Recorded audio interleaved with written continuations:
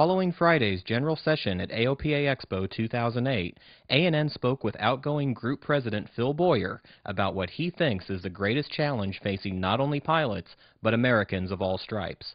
How would you gauge the temperament of people here? I mean, obviously we're just a few days post an election where we really don't know how aviation is going to stand for the future. We spoke to Jane Garvey a little bit yesterday, who obviously has some insights, but what's your feeling at this point? Well, the big thing is, of course, economy. In terms of does it affect your daily life in the small groceries, going out for dinners? People are saying yes, it is. We're asking, is it affecting your vacation plans? Once again, non-pilot questions. Yes, it will.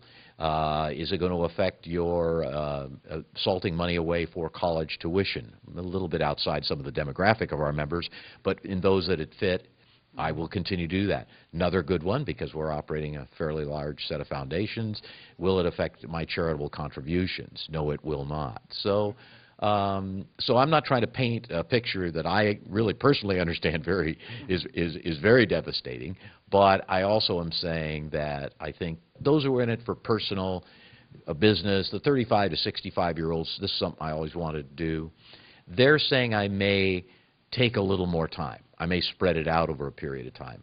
Those who are in it as career pilots, those younger people who are going for a career, are staying, I'm in tune with it, I'm going to keep going just at the pace I've been going to get my certificates and ratings. We've been doing some economic surveys, but more importantly, what's going on at the show. And I'm hearing from many of the people, the attendance is great, so that indicates people at least are coming. Actually, our pre-registration was ahead of some years. And the people in the exhibit area really are the true test. Around those new hot products, the Garmin 696 like you featured, and the Aspen unit and some of the others, there's a good collection of people. It passes that test of can I get up to see the product or are there too many people. The exhibitors are saying tremendous interest. We're not seeing anybody's face drop or walk away, but of course the proof is in the pudding of do they buy it. Now many of these booths are literally showing the product and then allowing distributors and others to sell it. Those who are selling products, and when you're talking about a 696 at a $3,300 price tag, they're saying we're taking orders. Cirrus Design's Vision SJ50 single-engine personal jet offers exceptional fuel efficiency, flexible seating for up to 7, advanced avionics, and all the Cirrus safety features you expect, including the Cirrus airframe parachute system. With its detailed design, the Cirrus Vision is technologically advanced, yet engineered to be simple to fly, to allow owner pilots more lifestyle pursuits than any other personal aircraft. Learn more about the Vision SJ50 at cirrusdesign.com. If you can share with us the best advice you can give him in passing the baton. I think it boils down to something we tried to inculcate in every one of our team members, and certainly the President being the leader of that. Listen to the members. Don't try to say, no, this is probably what we should do with this. Talk to the people who pay your salary, who support the organization. Whether it be surveys, like I just said, the economic survey, whether it be in the field, stopping people, what do you feel about this? So scientific, third-party, internet, whatever way we can, keep listening to the members. Because if you're running a membership association, what's it all about? Doing what the members want you to do. Now, some cases we have to educate the members, complex technical issues or legislative issues, but listen to those who support you. It's about time. I've been in this job 18 years. It's all demanding, just like your work is. How long have we known each other?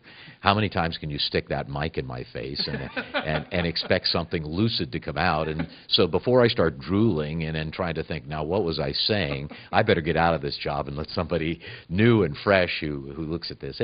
And frankly, 18 years exceeds the time that I left a broadcasting career at 49 years old, turning 50, and said, if I don't screw this up, I can stay at AOPA till retirement.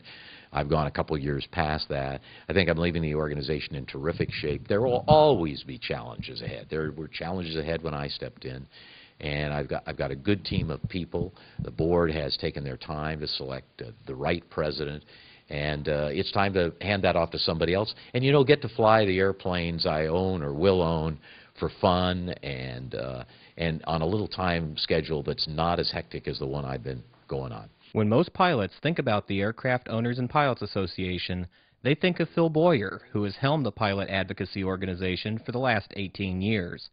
Alas, Phil's time at AOPA headquarters in Frederick, Maryland is nearing its end. And on Saturday, incoming organization president Craig Fuller was formally introduced to AOPA members and the media. AOPA has an advantage of being a very strong member-based organization. We have very capable advocates who work on Capitol Hill and work with the administration. I think your point that the fight between the airlines and general aviation over user fees being divisive is a good one. However, the fight was also a necessary one. I believe AOPA and its members won a very important victory in 2008 around this user fee fight. It is no small task to stand down very senior members of the Senate and get them to back off on a strongly held position about user fees, if a fight is necessary. The fact is that the work that Phil and Andy and all the people at AOPA have done over the past couple of years on this issue makes this issue of user fees the #1 issue that members mention when they tell us what's worrying them. You've heard of this thing called WAAS, right?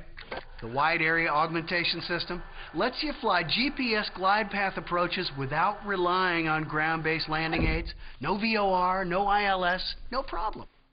Fact is, WAAS is so smart, it even knows what you're going to say next time you need it.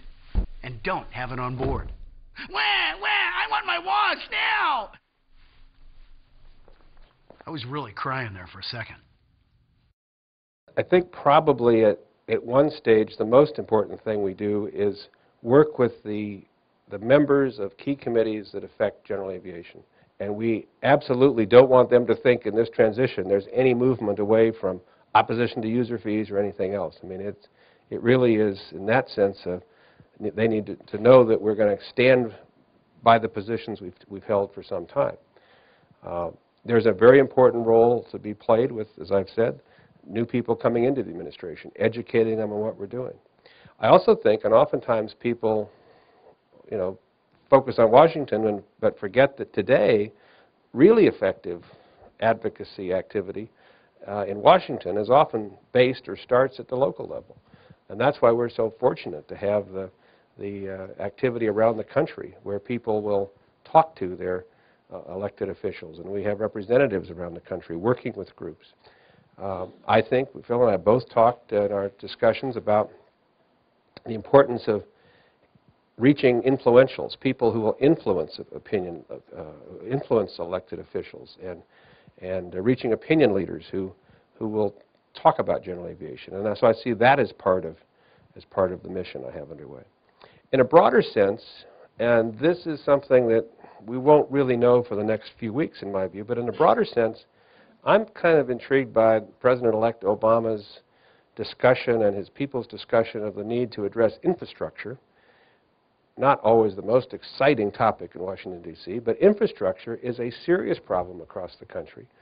We're reminded of it when a bridge collapses, and then everybody says, on the front page of newspapers and magazines, something has to be done, and then we go on about our way. But the infrastructure issues are serious, and they're now being kind of melded together with economic incentives and economic stimulus on the theory that if we can start doing the work we should be doing on our nation's infrastructure, that'll produce jobs. And I would like to see aviation and general aviation be part of that so that our airports can benefit and that our air traffic control system benefits. It's all part of the infrastructure system. We certainly don't want to be left out of that discussion.